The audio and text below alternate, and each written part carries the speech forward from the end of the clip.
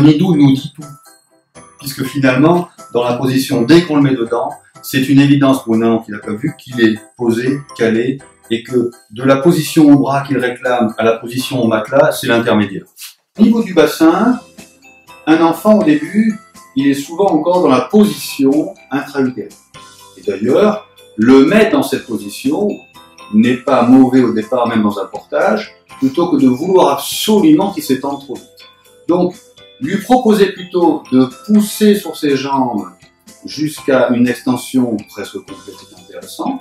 Et entre deux, le fait qu'il soit les fesses enfoncées ici et un calage au niveau des genoux, des cuisses sous les fesses, lui permet d'être en légère flexion. Le nid doux qui nous est proposé, les mettre dans une légère flexion, pas trop, et dedans, ils appuient, ils se forment, ils se musclent, ils se calent.